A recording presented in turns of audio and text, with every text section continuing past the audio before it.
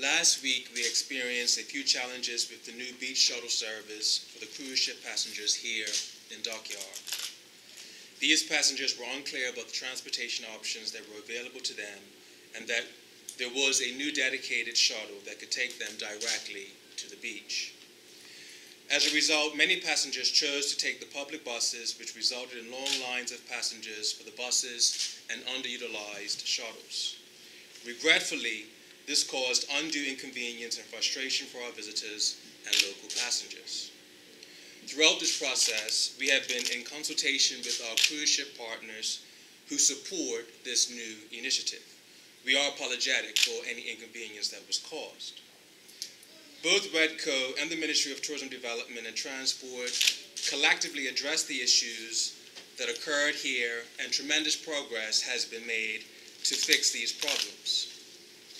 Going forward, we do not anticipate that cruise ship passengers will encounter similar delays when using our public buses in Dockyard. As you would be aware, public transportation in Dockyard has always been heavily used by cruise ship passengers, and as such, there have always been challenges transporting the high volume of passengers whose preference was, and still is, the public buses. The addition of the new Horseshoe Bay Beach shuttle means that our cruise ship passengers now have another option for traveling directly from Dockyard to Horseshoe Bay. This new beach shuttle service is the primary transportation for cruise ship passengers traveling to the Horseshoe Bay Beach and is very advantageous as it is more convenient. It goes directly to Horseshoe Bay and delivers the passengers down to the bottom of the steep hill and right to the beach.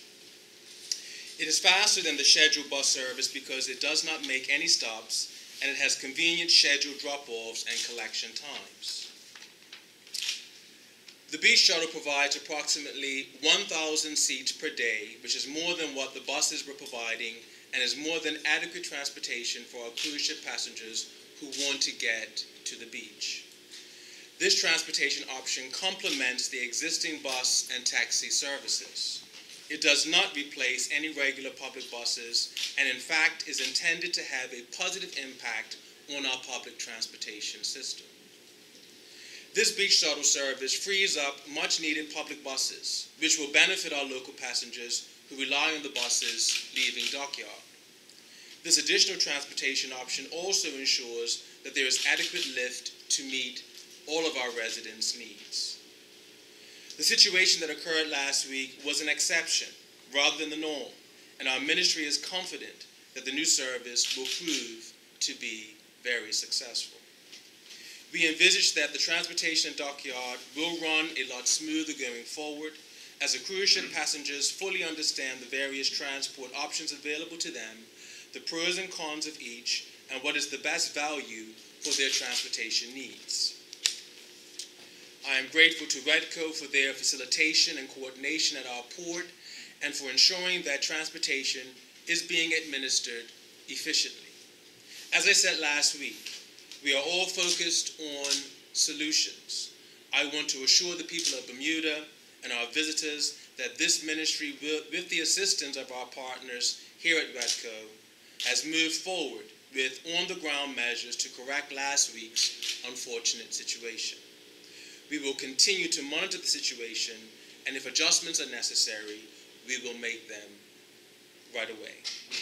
I would like to invite Mr. Diaz, the General Manager of REDCO, who will touch on the specific challenges that were incurred and what is now being done to address them. Indeed, as the Minister did point out that, and I think everyone is aware, that we did have some challenges on the ground. Primarily, as I think I reported in the last media release, that it was primarily due to communication issues and ensuring that the correct message and options are delivered to the passenger. I do believe that we have made significant progress in that. However, as with transportation, let me always say that transportation good today does not always mean transportation good tomorrow. And you can probably ask Delta, American Airlines, and everything else if weather and other items impact how things are scheduled.